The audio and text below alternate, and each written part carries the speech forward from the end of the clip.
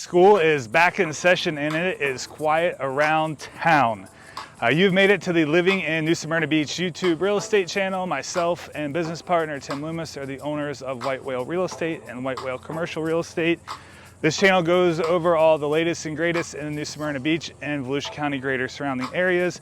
We bring you all things real estate, home tours, local spotlights, business interviews, and basically anything you need to know to be considered a local in the area. So we appreciate you liking, subscribing, and following. And today we want to go over 4 reasons why it's a great time to buy a home after school gets back into session. So I think it's something that goes overlooked. I think it's a great buying time for a lot of people. And we're going to get right into the 4 reasons why we believe that is so. So number 1 is going to be less competition. So most families want to get their move done during the summertime. It's a little bit less chaotic. It allows them to check out the areas, find the right neighborhoods, get settled into the right school district, and just kind of make it a little easier transition overall. So according to verifiedmovers.com, there's 15.3 million American families that move annually. And of those families that move, a whopping 60% are moving during the months of May to August. So a lot of competition. That's why we see generally selected areas, but overall you're going to have summer increased real estate price home sales because of the increased competition. So May to August is where you're going to see the most of that happening. 15.3 million families are making that transition, and it's really just because of ease of move, getting everything settled in before the new school year starts back. So moving in right into number 2 is going to be the price market will start to kind of match the price will match the market value is what we're trying to say here. And what that means essentially for you buyers and sellers alike out there is if the home is still on the market post summer after school starts back in the session, that generally means that the home has probably been overpriced. And that's kind of something natural to do. Obviously, when the higher demand is, the higher you want to price your house.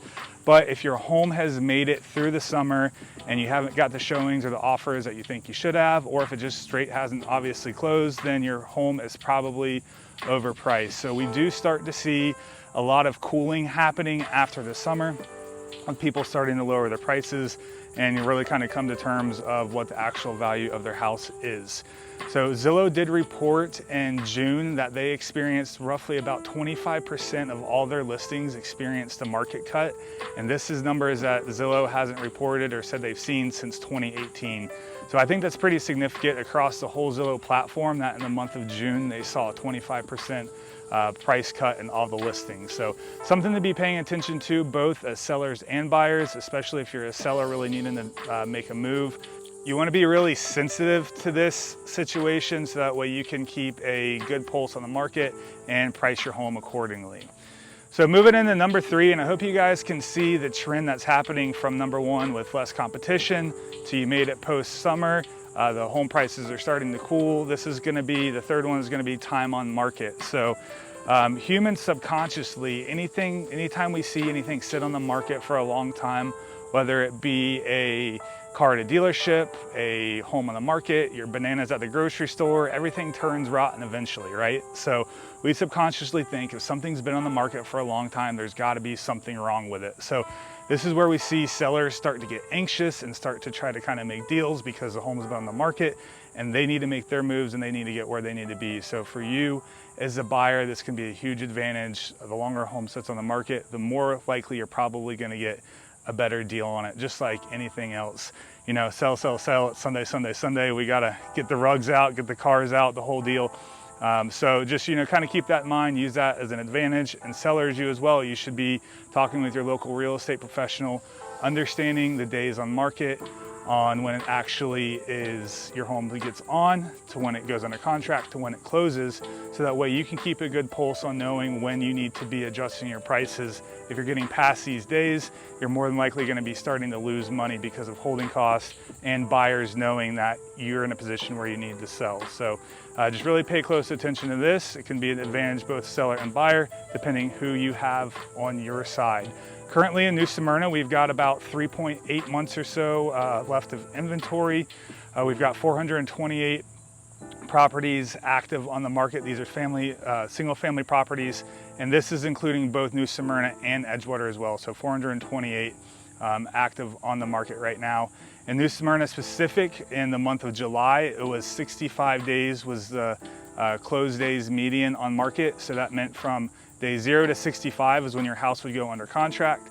And then generally about another 30 to 45 days until the home will actually close and you get your money in your bank. So this is about a 3 to 4 month timeline that you're looking at. So when you are planning on selling, you really want to keep this in mind, so that way you're putting your home on the market at the right time of the year to get you where you need to be for your next move. So this is going to slide in right to number 4, coming in from time on the market. Number 4 is going to be the seller's 4 points of flexibility, is kind of what I like to call this. So the longer the house is on the market, generally the more flexible sellers become because they are more anxious to sell.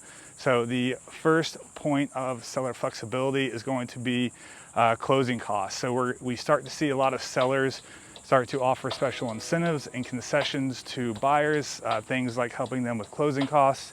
So for you as a buyer, this is going to be a great advantage with having the seller help pay some closing costs and not have you have to bring all the money to the table to get the property closed. Number 2, we're going to start seeing sellers offer more repairs or money back to the buyer at closing for them to get the repairs fixed themselves. So if there was, say, an AC that needed to get fixed or replaced, or some plumbing issue, or you want a new flooring or things like that, we're starting to see the sellers be a little bit more flexible and give money back towards the buyer for credits to get these issues addressed after closing. Number 3 is going to be closing time. So typically during the summer times, we see more cleaner contracts, more tight timelines. But when the home has been sitting on the market for a while, there's not a lot of demand, the inventory is up. This is where we start seeing sellers be more flexible with buyers. So say like a buyer needed 60 days instead of 30 days to close, or if the buyer was on like a fast timeline and they needed to be in the house in say 15 to 20 days, the seller may be more flexible on trying to make that happen, because any offer is better than no offer at that point in time.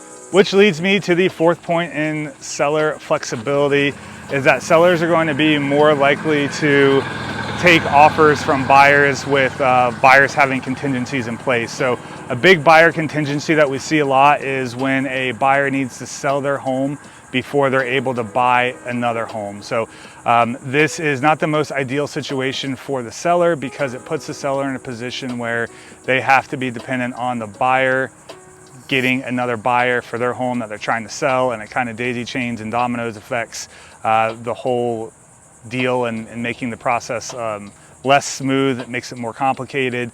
But again, any offer is better than no offer at that point in time when the home has just been sitting. So just things to consider when you are buying and both selling. Right now, I think it's really a strong time for buyers. Even though the interest rates haven't laxed really yet, they are projected to in the next month or so when the Feds have their meeting in September. Keep in mind though, as buyers, if you're waiting for these interest rates to drop, when they do, I don't think it's going to be a huge drop to start out with, but regardless, when they do drop, there is going to be an influx of competition in the market. So your competition is going to go way up, because you are not the only one that's been waiting on the sideline to buy a house.